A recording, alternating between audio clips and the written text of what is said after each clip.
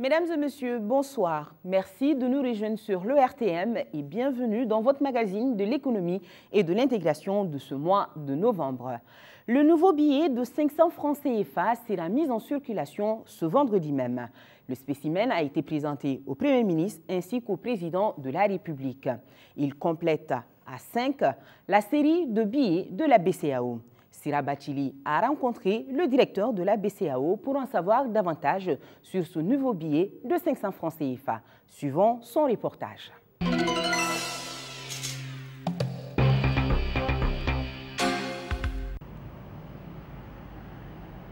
Le billet de 500 francs CFA revient sous une nouvelle formule. Petite coupure de 60 mm de hauteur, 114 mm de largeur de couleur orange. Son format s'insère donc dans la gamme 2003, c'est-à-dire la série de billets 2003. Et de par sa taille, le billet de 500 francs constitue la troisième famille de cette gamme. Il est donc le cinquième billet que la BCEAO met à la disposition du public. Comme vous avez pu le voir à l'image, il est assez proche du billet de 1000 francs, mais en termes de dimension, il est naturellement plus petit et il fait 60 mm de hauteur contre 66 mm pour le billet de 1000 francs. En termes de couleur, vous avez pu le noter également, la couleur est moins vive. Le billet de 1000 francs est un peu plus rouge, or ça tire un peu vers le gris. Voilà, en termes de présentation. C'est la même architecture des 4 autres billets qui a été choisie pour celui de 500 francs. Au recto, un même motif principal, le logo de la BCEAO, le poisson-ci stylisé, des motifs représentatifs des cultures des pays membres de l'Union économique monétaire ouest-africaine. Au verso, l'on observe la savane avec un couple d'hippopotames au bord d'un marais. Effet de gamme et unicité de style recherché, la BCEAO a voulu, à travers ce nouveau billet, faciliter les transactions de petits montants. La disparition du billet de 500 francs avait été mal appréciée par les populations. La Banque centrale a un souci d'écoute client et de satisfaction client. Quand je dis client, ce sont les populations. Parce que quand on émet les billets, on ne les émet pas pour l'institution, la Banque centrale, on les émet pour les agences économiques. Donc, dans cette démarche qualité, il est remonté qu'il y avait un besoin des populations pour le billet de 500. Donc, naturellement, la Banque centrale a donné suite et a décidé de mettre en circulation cette coupure de 500 francs. C'est très vite révélé que la pièce de 500 n'avait pas remplacé tout à fait le billet de 500. Il y a encore une préférence pour le billet de 500. Les pièces ne disparaîtront pas. Il y aura une circulation concomitante. Et la pièce garde son cours légal et son pouvoir libératoire. Pouvoir libératoire en ce sens que le débiteur devra pouvoir désintéresser son créancier avec la pièce de 500. Donc la pièce de 500 garde toute sa valeur qu'elle avait jusqu'ici. Tout est mis en œuvre pour satisfaire le public, mais il va falloir faire face aux faussaires qui se mettent au travail dès la sortie du nouveau billet prévu le 30 novembre 2012. Les instituts d'émission travaillent sur les caractéristiques, essaient de les sophistiquer davantage, faire en sorte que les caractéristiques qu'on incorpore dans les billets soient assez difficiles à imiter. Mais sachez que la technologie n'appartient pas qu'aux instituts d'émission. Les faussaires aussi évoluent, mais ce que je puis vous dire, c'est que ce billet a été suffisamment travaillé. La gamme de 2003 a fait l'objet de moins d'attaques fiduciaires. Il y a eu très peu, il n'y a pas eu encore, à ma connaissance, d'injection de fausses coupures en quantité importante, comme on l'avait pu observer par rapport à la gamme de 10 000. La banque a beaucoup investi dans ces innovations pour mettre à la disposition des agents économiques des billets de qualité et des billets suffisamment sécurisés. Ils n'ont pas encore le nouveau billet de 500 francs en main, mais les commerçants s'empressent de l'accueillir car il va faciliter les transactions. Ces 500 francs sera le bienvenu parce que nous avons chaque fois le problème des jetons. Par exemple, tu peux garder le billet de 500 jusqu'à 10 ou à 20 dans ta poche. Et le jeton, tu ne peux pas garder au moins 10-20 jetons dans ta poche, ça crée des problèmes.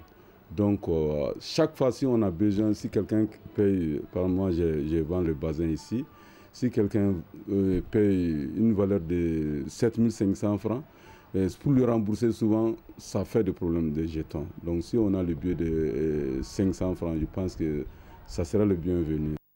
Pour gérer les cas sociaux, mariage, baptême et autres cérémonies, les femmes sont les plus heureuses avec ce nouveau billet de 500 francs.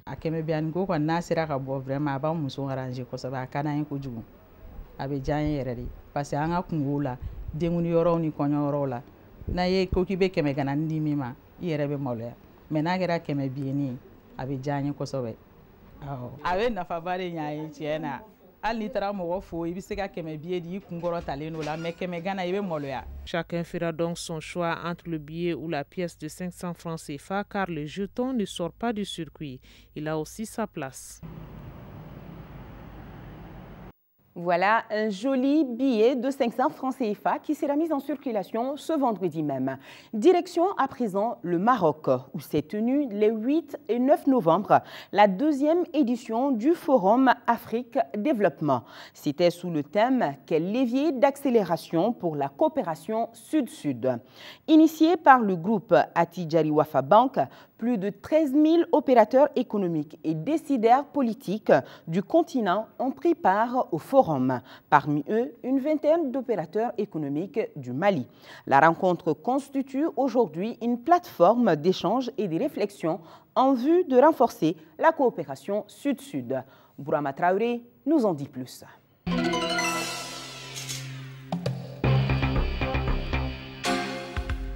Casablanca, capitale économique du Maroc.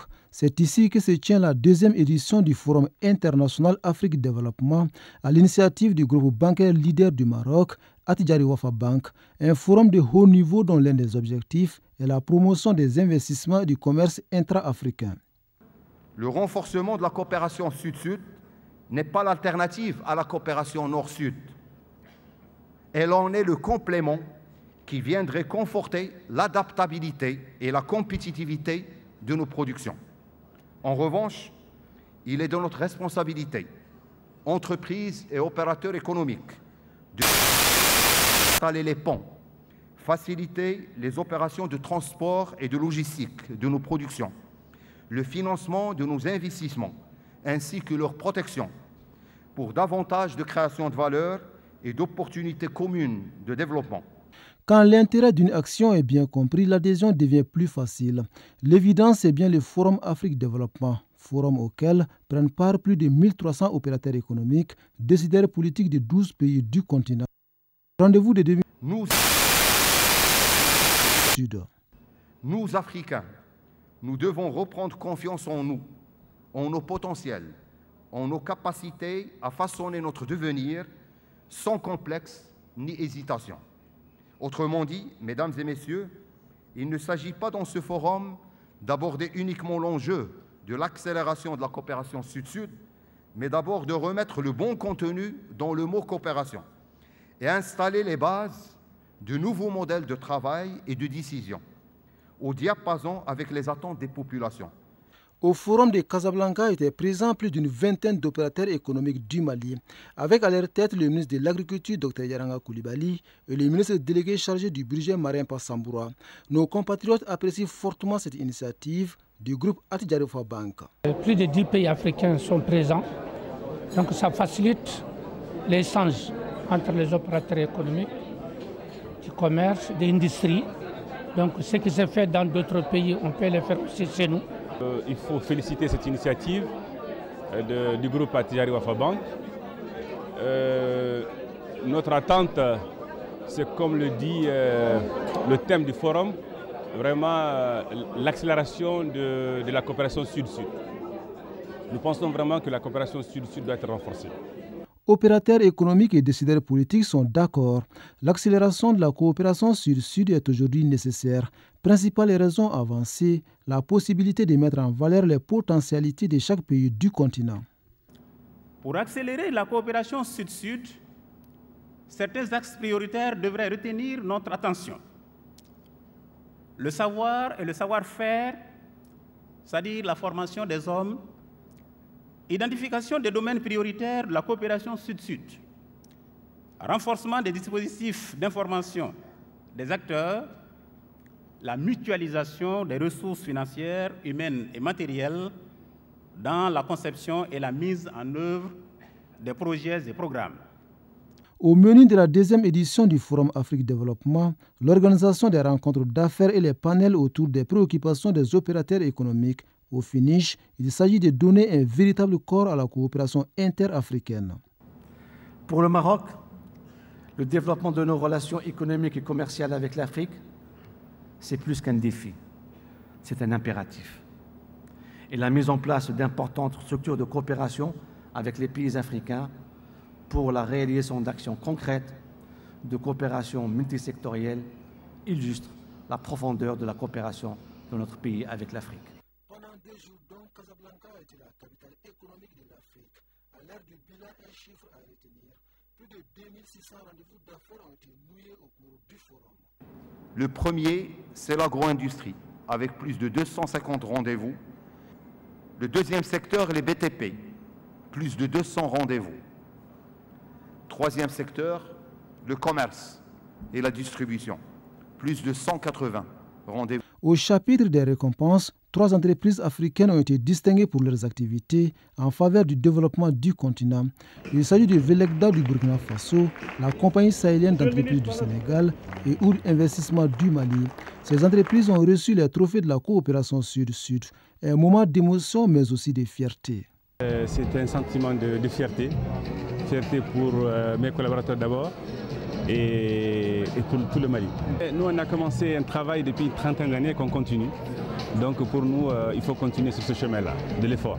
Outre les récompenses, le Forum de Casablanca a également formulé des recommandations, parmi lesquelles la mise en place d'un cadre réglementaire pour le développement des échanges commerciaux et la diversification des investissements. Les télécommunications, ce n'est pas tout. La deuxième édition de ce forum a véritablement permis d'enrichir la réflexion sur les actions concrètes à mettre en œuvre pour le renforcement de la coopération entre les différents pays d'Afrique. Le développement de cette coopération est d'autant plus nécessaire que notre continent se trouve aujourd'hui face à des repositionnements géostratégiques des puissances économiques, à des défis de développement, et ce dans un contexte marqué par une forte instabilité économique et sociale, politique, et par une véritable crise économique qui perdure. Les conclusions du forum feront l'objet d'un livre blanc, lequel sera soumis aux décideurs politiques du continent. Le rendez-vous est pris pour la 3e édition du Forum international Afrique Développement, dont la date reste à préciser. Bourama Traoré était notre envoyé spécial au Maroc. Et place à notre invité du jour, c'est Ousmane Diagana. Il est le directeur des opérations de la Banque mondiale pour le Mali. L'entretien va porter sur la reprise de la coopération avec le Mali. Il sera aussi question des projets et programmes financés par la Banque mondiale dans notre pays. L'invité du mois est interrogé par Sidiki Dambeli.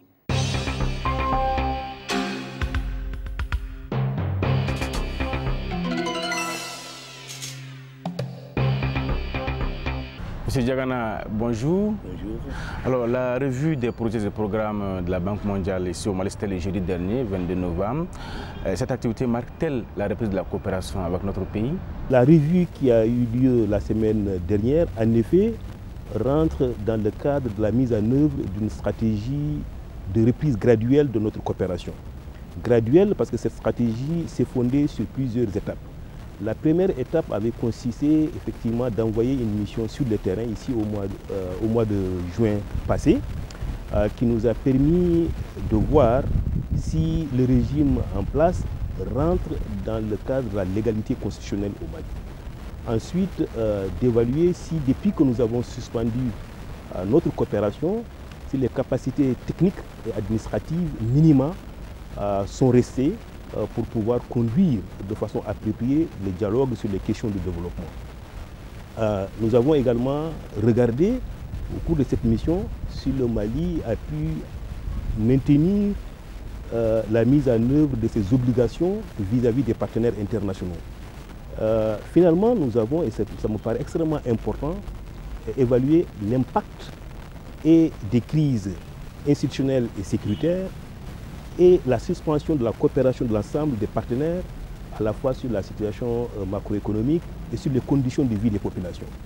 Je crois que c'est au terme de cette évaluation que nous avons préparé un mémorandum pour voir si on peut reprendre notre coopération au Mali, surtout pour répondre n'est-ce pas, aux besoins de ces populations qui, dans le cadre de la mission de la Banque mondiale, sont les objectifs ultimes de nos politiques.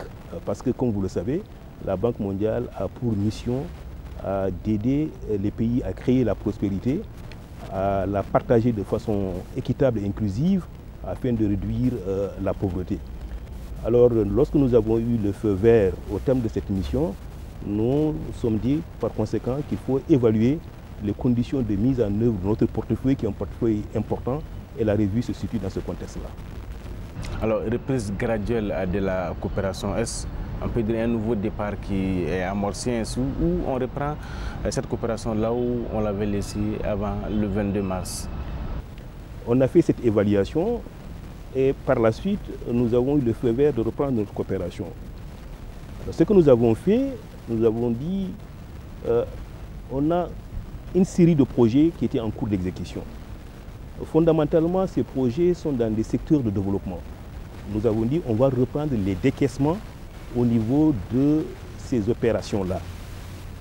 Mais on ne va pas le faire de façon classique parce que les conditions de gouvernance et les conditions institutionnelles ont beaucoup évolué. Nous sommes dans des cas, je dirais, un peu d'exception quelque part.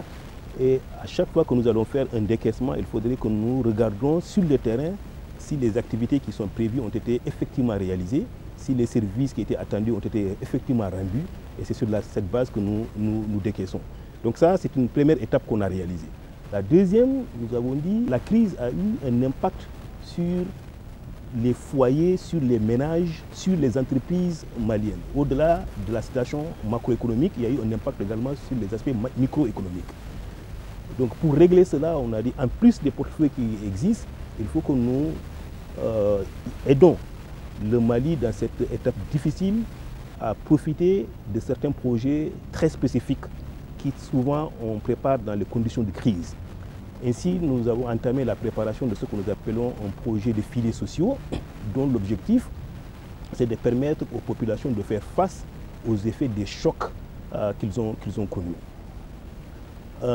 Nous avons aussi dit qu'avant la crise, la communauté internationale avait confiance au Mali et avait confiance aussi au mode de fonctionnement et de gouvernance de la Banque mondiale. Et on nous a confié un certain nombre de ressources à gérer pour le compte justement de cette communauté internationale. Il était bon de sécuriser ces ressources-là pour le Mali.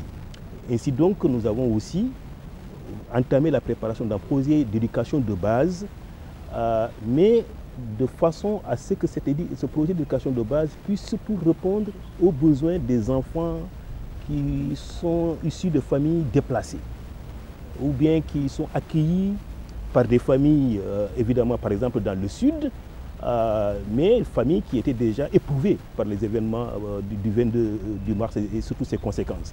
Donc un projet d'éducation très spécifique avec comme volet d'élargir peut-être les capacités d'accueil des salles de classe pour absorber ces enfants qui viennent, mais également d'améliorer les conditions de vie de ces enfants et de leur famille et de leur famille d'accueil. Donc c'est des projets spécifiques que nous préparons dans des situations de crise que nous allons maintenant faire. Et la troisième étape, c'est véritablement de prendre langue avec d'autres partenaires internationaux, par exemple avec le Fonds monétaire, pour voir dans quel cadre aujourd'hui la situation macroéconomique est en train d'évoluer. Alors, si les résultats sont satisfaisants, on pourrait voir alors si on peut passer à une autre étape dans la mise en œuvre de notre stratégie graduelle de reprise au Mali. Alors déjà, il y a les 20 projets et programmes qui sont en cours d'exécution pour environ 360 milliards de francs CFA. Vous avez fait les évaluations. Comment appréciez-vous la performance de ces projets-là en cours? Ce que je dois dire d'emblée, c'est que les gestionnaires de ces projets ont pris la mesure de la crise. Et donc, ils ont pris des dispositions conservatoires pour essayer de gérer les projets de telle sorte qu'il n'y ait pas de dérapage. Et de telle sorte aussi qu'ils puissent répondre, si vous voulez, aux besoins les plus pressants, même pendant que la période, même pendant que notre coopération était suspendue. Donc je pense que c'est des mesures salutaires, je tenais véritablement à les relever pour saluer ces initiatives des gestionnaires de projets, mais également des autres acteurs qui sont impliqués dans la mise en œuvre de projets. Fondamentalement, c'est des projets qui, même dans la situation actuelle du Mali, doivent être maintenus.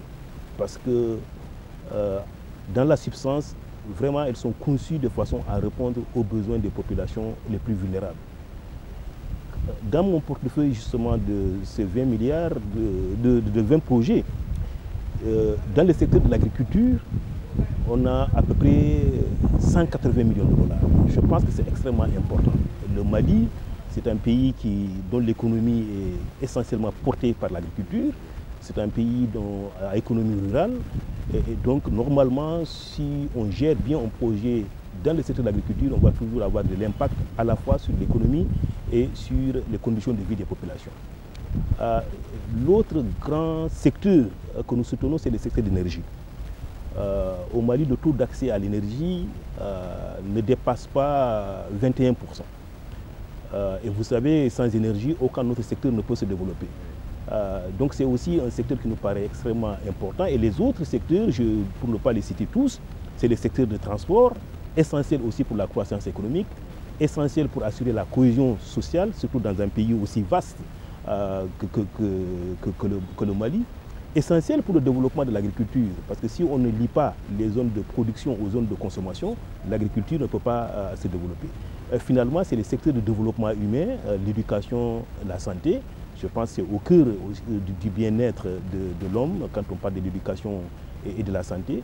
Je pense fondamentalement c'est un portefeuille, je dirais, qui est pertinent, dans la cohérence avec les stratégies que les Maliens eux-mêmes ont toujours développées pour le pays est avéré.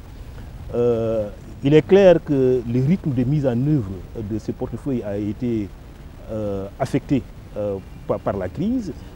Nous l'avons constaté pendant la revue et nous sommes aussi accordés sur des mesures qui permettraient au sortir, n'est-ce pas, de cette crise ou même déjà dans cette phase de reprise d'accélérer la mise en œuvre de ces projets pour avoir plus de résultats encore en faveur des populations qui sont censées être les bénéficiaires de ces interventions.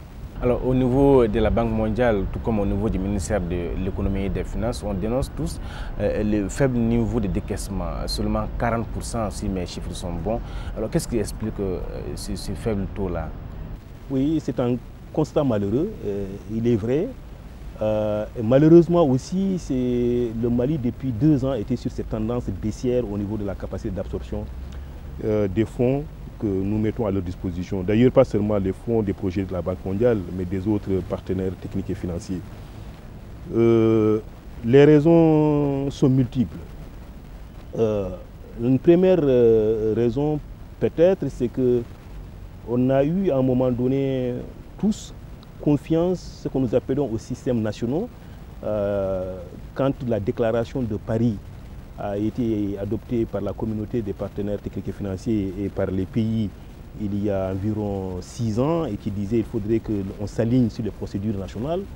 Le Mali a été considéré peut-être comme le meilleur exemple où on peut appliquer ces procédures-là.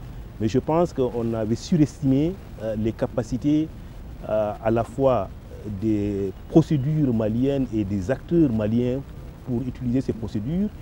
Et du coup, ça a eu comme effet de retarder la mise en œuvre de certains projets. Parce que les délais d'approbation, par exemple, des contrats ont été beaucoup plus longs que lorsqu'on utilisait des procédures spécifiques des partenaires techniques et financiers.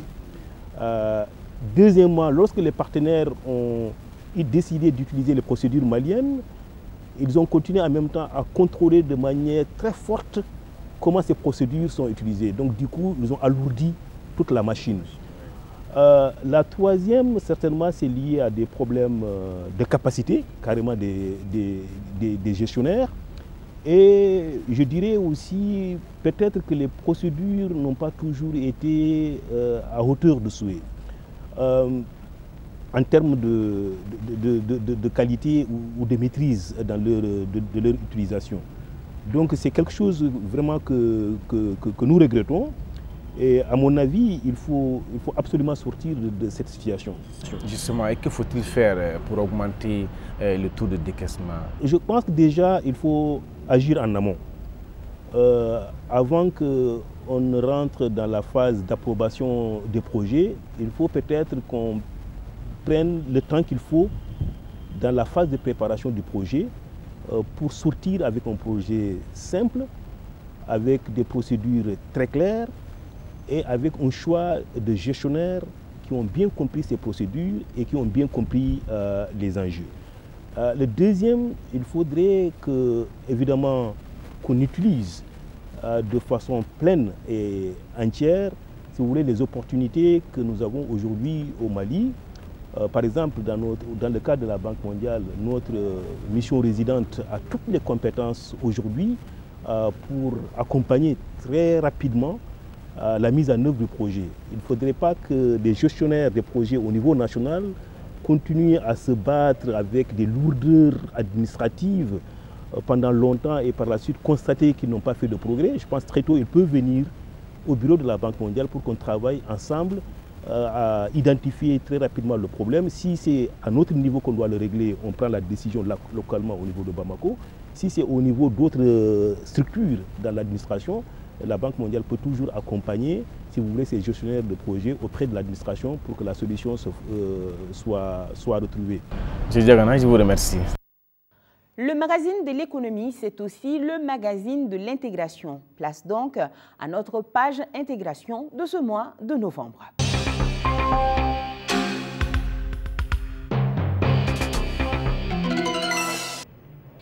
Il faut désormais compter le New York Forum Africa au nombre des grandes rencontres consacrées au développement du continent africain.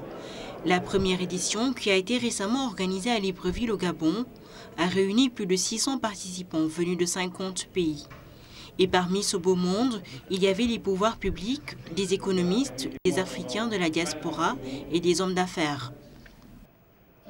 Écoutez, ce qui en fait sa différence, c'est l'engagement des participants, c'est la façon dont nous l'avons architecturé, c'est la façon dont nous avons intégré les jeunes et les moins jeunes, c'est la façon dont, je dirais, nous avons bâti ce New York Forum depuis 3 ans et sa version africaine n'a pas trahi sa version initiale. Et je pense que la taille était au rendez-vous, la qualité des participants était au rendez-vous.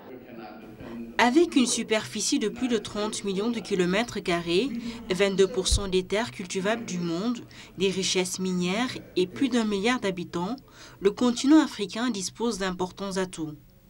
Après des décennies de faible croissance et de malgouvernance, l'Afrique semble être à présent sur le chemin d'une croissance économique durable. Alors que dans le monde entier, les regards se tournent vers les difficultés économiques de l'Europe ou des États-Unis, les économies africaines connaissent une croissance de plus de 6% par an. Néanmoins, les défis sont encore énormes et dans des secteurs aussi importants que l'éducation. Nous voulons surtout mettre l'accent sur la formation professionnelle, technique, pour que immédiatement la formation qui est donnée puisse répondre aux besoins de nos entreprises privées et qu'on puisse travailler à la création, à la promotion des entreprises dans tous les secteurs, même les entrepreneurs agricoles. Et c'est fondamental pour nous. Il faut d'abord une culture d'éthique, une bonne gouvernance. Il faut que les contraintes soient complètement levées. Par exemple, il y a la contrainte de l'électricité en Afrique, il y a la bonne gouvernance, que je l'ai dit tout à l'heure, il y a aussi ce que j'appelle la mobilité urbaine, les infrastructures. Effectivement, les leaders du continent doivent lever certaines contraintes, parmi lesquelles la bonne gouvernance. Mais si l'on convient que le continent a fait des progrès en la matière, d'énormes défis restent encore à relever.